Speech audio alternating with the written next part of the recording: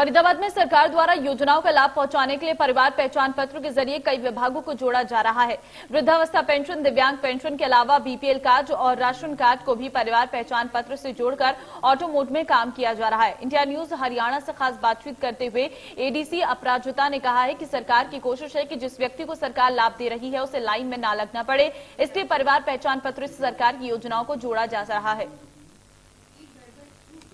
अंतिम व्यक्ति तक लाभ पहुंचाने के लिए हरियाणा सरकार की परिवार पहचान पत्र योजना लगातार कई बार सवालों के घेरे में इस बात को लेकर रही है कि लंबी लंबी लाइनें लगी और कई बार सरकार पर विपक्ष का भी हमला रहा है। लेकिन इसको लेकर फरीदाबाद में जिस तरह से लाइनें लगी, इंडिया न्यूज हरियाणा ने भी उसको दिखाया, लेकिन अब वो लाइनें धीरे धीरे कम होती चली गई हैं और लोगों को लाभ भी मिलना शुरू हो गया है। हमारे साथ में एडीसी हैं अपराजिता जी, उनसे बात कर लेते हैं। मैं पहले 3 महीने पहले की जो स्थिति थी और आज की स्थिति में कितना बदलाव हुआ है फिलहाल?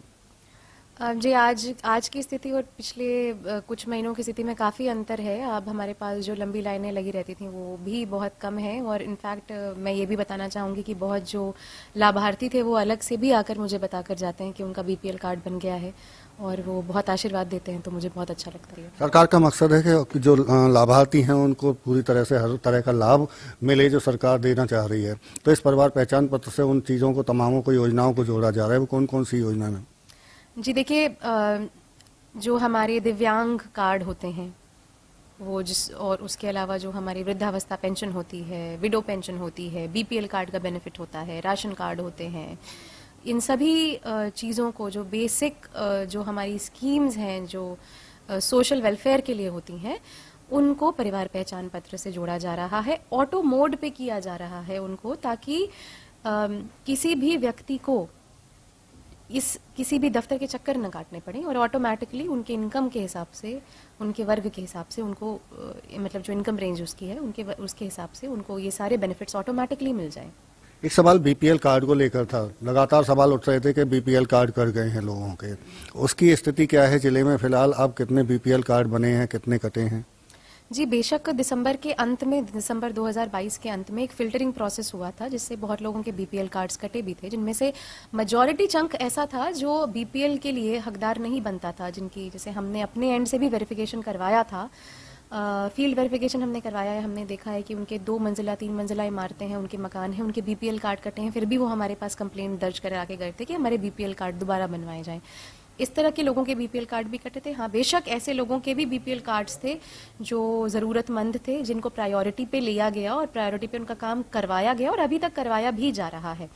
इसके अलावा भी मैं ये बताना चाहूँगी कि फरीदाबाद ज़िले में अगर आप आज की डेट पे AEPDS पोर्टल पे चेक करें और अगर आप डेटा थोड़ा देखें, थोड़ा गणित करें डेटा से, तो आपको पता चलेगा कि 18,700 के आसपास बीपीएल कार्ड्स हमारे जनरेट हुए हैं अभी तक फरीदाबाद ज़िले में। जो ये आंकड़े कहते हैं उस हिसाब से फरीदाबाद में सबसे ज़्यादा बीपीएल कार्ड्स पूरे मतलब स्टेट में हमारे बने हैं।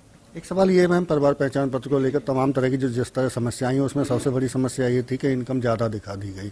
लोगों के कई बार समझ में भी नहीं आ रहा था, इसलिए भी वो बार बार शिकायतें इसी बात को लेकर रख रहे थे। क्या उसका समाधान भी हुआ है? जी हाँ, काफ़ी हद तक इनकम जिनकी ज़्यादा दिखाई गई थी, अगर हमने उनका वेरिफिकेशन भी कराया, जो भी हमारे पास कंप्लेंट्स आई, हमने उनका वेरिफिकेशन करवाया और देखा कि कई बार जो है वो इनकम उनकी एक्चुअली ठीक रेंज कैलकुलेटेड होती है और कई बार ज़्यादा भी कैलकुलेटेड होती है। यदि ऐसा होता है तो हम उसको रेक्टिफाई करने के लिए तुरंत प्रोसेस शुरू कर देते हैं। एक आखिरी सवाल ये है कि इसका आगे परिवार पहचान पत्र का स्वरूप कैसा देख रहे हैं आप आने वाले दिनों में? मैं परिवार पहचान पत्र को as a social security scheme देखती हूँ। मैं उसको इस तरह से सोचती हूँ कि जो हमारी जनसंख्या है उसके हर वर्ग को, हर तबके को उनके इनकम के हिसाब से, उनकी ज़रूरतों के हिसाब से, उनकी उम्र के हिसाब से वो सही स्कीम का बेनिफिट मिले जो उनको मिलना चाहिए, और न केवल मिले, उनको ऑटोमेटिकली मिले, कि उसको वो अपने निजी समय से अलग से समय निकाल कर उनको इधर उधर दौड़ भाग न करनी पड़े, उनको ऑटोमेटिकली सरकार उनको डायरेक्ट बेनिफिट ट्रांसफ़र के माध्यम से ये बेनिफिट्स दे दे। बिल्कुल, ये थी हमारे साथ में एडीसी अपराजिता, जिनका साफ तौर से यही कहना है कि परिवार पहचान पत्र में जो त्रुटियां थी वो धीरे धीरे उनको समाप्त किया जा रहा है और फरीदाबाद में सबसे ज़्यादा बीपीएल कार्ड अब तक बनाए गए हैं। और अगर इसके स्वरूप की बात करें तो आने वाले समय में जो अंतिम व्यक्ति तक सरकार लाभ पहुंचाना चाहती है उसका एक ही परिवार पहचान पत्र माध्यम बनेगा और इसी पर आगे सरकार भी काम कर रही है और तमाम अधिकारी भी इसी पर काम कर रहे हैं। फरीदाबाद से देवेंद्र कौशिक, इंडिया न्यूज।